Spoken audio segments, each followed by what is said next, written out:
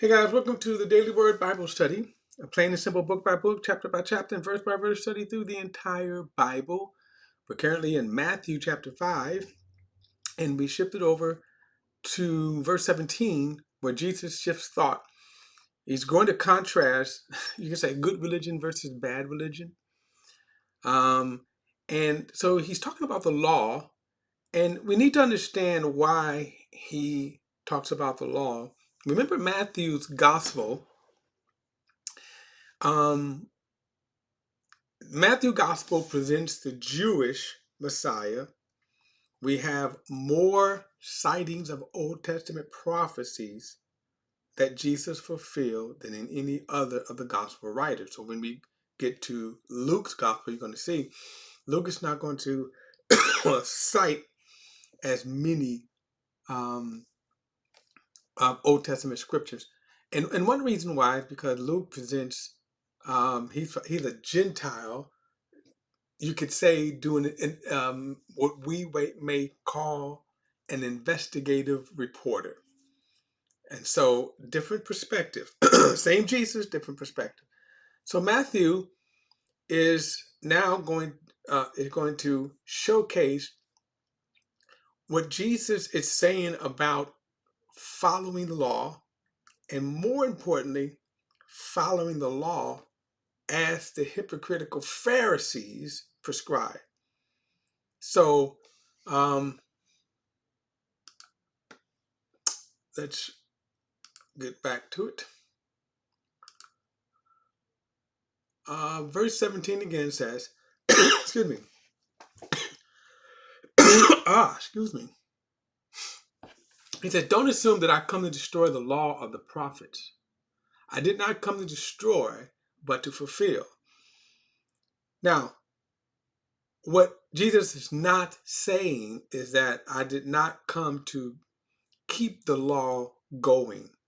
Because if you say, and this is why I spent time yesterday saying this, I mean, in the last video saying this, if you say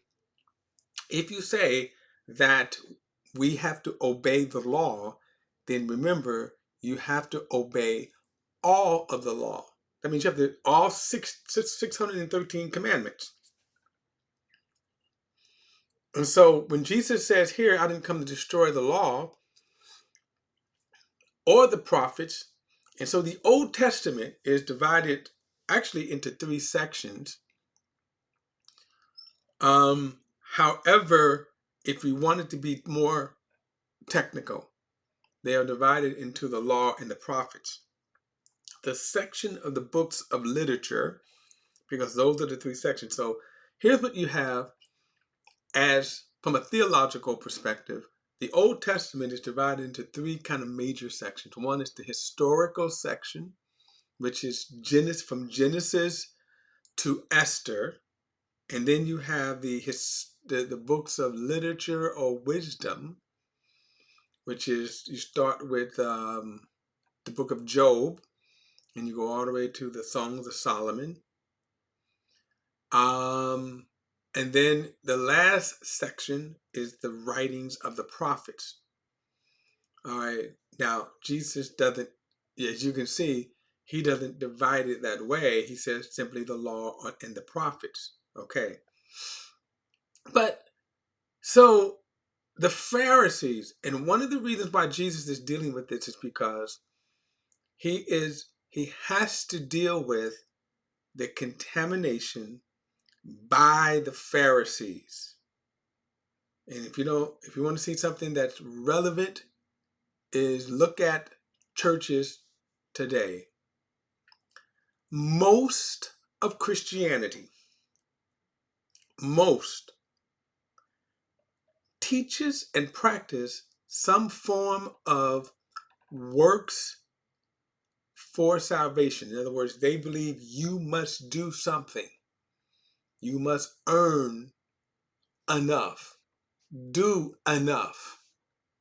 You must do enough good works, good deeds. You must live good enough in order to enter into the kingdom of heaven.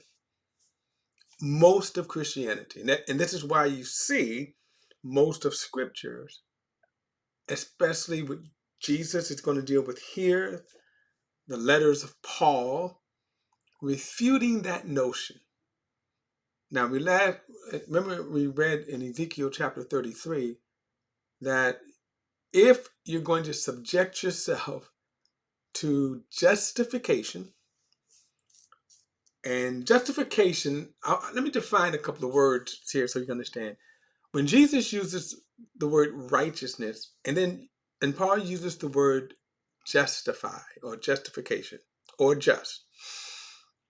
And the same thing can go for right, righteousness, and righteous. So a righteous person is a person that is in right standing with God. You're in good standing. If you're a part of a club, if you're a part of a union, oftentimes you'll see that phrase, a member in good standing. Well, that's kind of what righteousness is.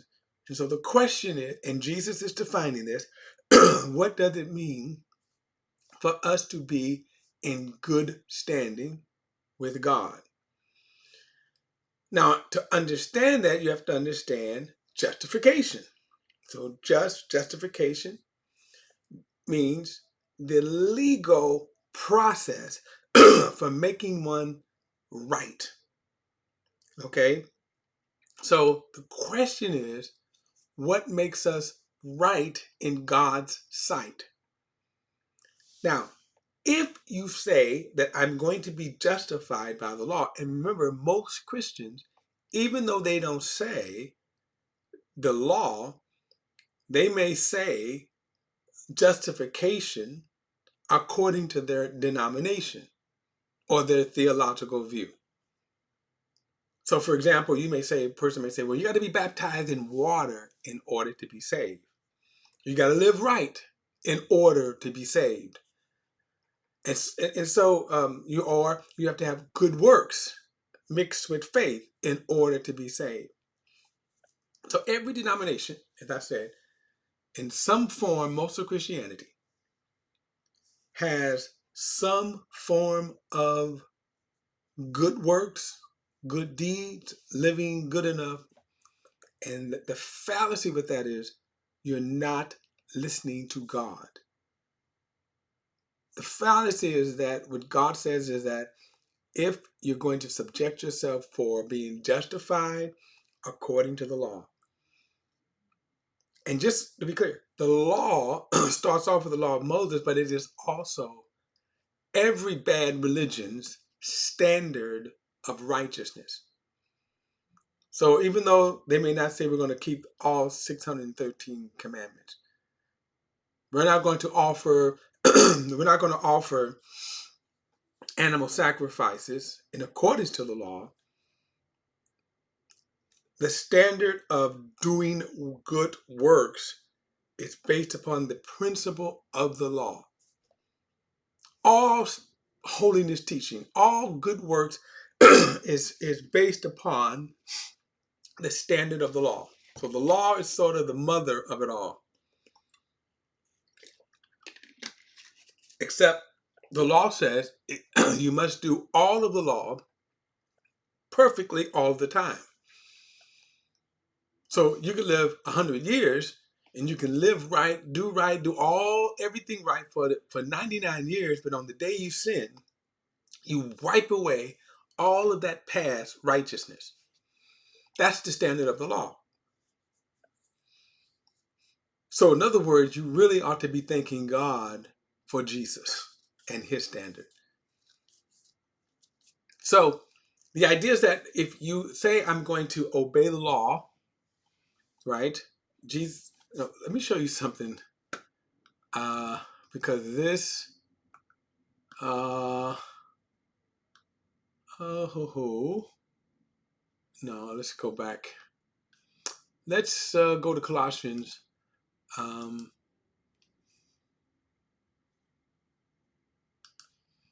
Colossians chapter 1. Look at verse 21. He says, once you were alienated and hostile in your minds because of your evil actions. So this is what justification is about. You start off with We are evil. We have an evil nature, a sinful nature. So he says, but now he, meaning Jesus, has reconciled you by his physical body through his death. Let that sink in. So Jesus reconciled you or us by his physical body, not works or lifestyle through your physical body. He has reconciled you by his physical body through his death to present you holy, faultless, and blameless before him. So notice you are not presented holy, blameless, and faultless before God because of your actions. That's the fallacy of religion. Because religion basically is this: it is man's effort, human effort to get to God. Righteousness by God is Jesus' effort, God's effort, and what he did for us. And what did he do for us? He reconciled us. Now, again, I want you to have all of these thoughts because, again, so many people think that they have to do things. And you become hypocrites when you do because you cannot keep the law perfectly. And when you sin, what do? You become like the Pharisees. They were incredible hypocrites. All right. So he says, don't assume that I've come to destroy the law of the prophet. I did not come to destroy, but to fulfill. So Jesus to fulfill all of the law, thus delivering us from the law. As Galatians 3 says, Christ redeemed us from the curse of the law, being made a curse for us, so that the blessings of Abraham might come on the Gentiles through Jesus Christ. Verse 18 says, for I assure you, until heaven and earth passes away, not the smallest letter or one stroke of the letter will pass from the law until all things are accomplished. Therefore, whoever breaks one of the least of these commands and teaches people to do so will be called least in the kingdom of heaven. Now, but whoever practices and teaches these commands will be called greatest in the kingdom of heaven. Now, understand this too, that this is also shade to the righteous, because oftentimes the Pharisees would have people doing things that the law did not command. And so, like, for example, one of the commands, and we will see this later, when Jesus says, well, you guys, with your tradition, violate God's righteousness by having people not honor their parents, meaning provide financially for their parents. He says, but you say, whatever money I have that would be given to you for support, it's given to the temple. It is Corban. It's a gift given. In other words, I don't have to support you. So that's a flagrant violation. You're teaching people that. The Pharisees were teaching people that. So we also got to understand that as of this time, Jesus still ministered under the law. And that is why when he would heal someone, he would tell them, now go offer the offerings that were commanded by Moses. That is why Jesus attended the mandated festivals 3 times a year. In other words, he would always make his way back to Jerusalem 3 times a year, as the law said. So, now verse 20, he says, for I tell you, unless your righteousness surpasses that of the righteousness of the Pharisees, you will never enter the kingdom of heaven. First, the Pharisees were telling people to live by the law. And again, they would tell people to live by the law, but then they would also teach people how to maneuver around the law. Now, Matthew doesn't cover this. He won't cover this till later. John covers the driving out of the money changers in the temple earlier in the ministry. Matthew is going to put it at the end of um, the ministry of Jesus. I'll get to explaining that later, but my point here is, why did Jesus drive them out? Here was another flagrant violation, that they would, when people would come to offer their offering, if they didn't have the money to purchase the dove, they would think, oh, don't worry, go out to my homeboy out in the courtyard. And then they would purchase. People were making money in the temple. And so he says, so that was a way of them, in a sense, keeping the law. Now, another way, too, when Jesus would say, unless your righteousness, remember, what is being right with God? One of the most, uh, there was one occasion in Luke when a woman who had been sick for 12 years, Jesus healed her.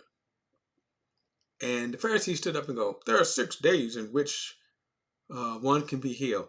Come on those days and be healed. And Jesus like just put this person on blast. He's like, you hypocrite. He says, you will go to, you'll get your ox out of the ditch if you fall in, and ought not this woman who was the daughter of Abraham be healed on the Sabbath day? That's what he's talking about right here. And that is religion even today. That there are people that think that God is more concerned about certain commands than he is about people. I'll give you an example. There are people that teach that you have to be baptized in water in order to be saved. And it doesn't matter if it's filthy water, clean water, you got to go under. And so those people exalt water even over the blood of Jesus. And you have people that think that they must do something. When you are of that framework, that is a religious mind that tries to obtain righteousness not through the shed blood of Jesus, but through your human effort. And that's the problem. He says, for I tell you, unless your righteousness surpasses that of the scribes and the Pharisees, you will never enter the kingdom of heaven. Now, the Pharisees were a group of people set up by Rome. They came on the scene somewhere around the neighborhood of 100 years, a little over 100 years before the birth of Christ. And as I said, they were set up by Rome. God did not set them up. So, for example, God set the priestly ministry up.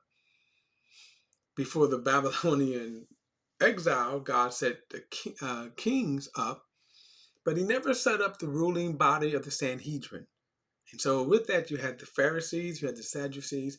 Now, the scribes were really kind of a mixture. They were a part of the Pharisees, but they were the experts in the law. They were the ones that not only they would transcribe the law, copy the law, write the law, but they also knew the law. So the scribes and the Pharisees, out of the two, the Pharisees, the Sadducees, and it kind of mirrored today that you would have the Sadducees. They were unbelievable in that they were more of the liberal, we could say, that the progressive. And their beliefs were weird in that they didn't even believe in an angel, which the Bible clearly talks about an angel. Or I don't believe they didn't believe in the resurrection. They had some weird belief. But the Pharisees believed in the strict writings of the law. They just perverted it. And even though the Pharisees outnumbered them, the Sadducees outnumbered the Pharisees. The Pharisees yielded more influence over the people, and they became Jesus' arch enemies. Their hatred for Jesus, it was unbelievable. Okay. All right. So we'll pick this up in our next study. Don't forget to like and share this video and subscribe to BP, the Bible Perspective, and the Bible Made Plain and Simple. or the Bible Plain and Simple. Got to get used to saying that. That's my new channel. And don't forget the if you have a comment, feel free to add comments, opinions, and thoughts. Add them in the comments section. I'll see you next time.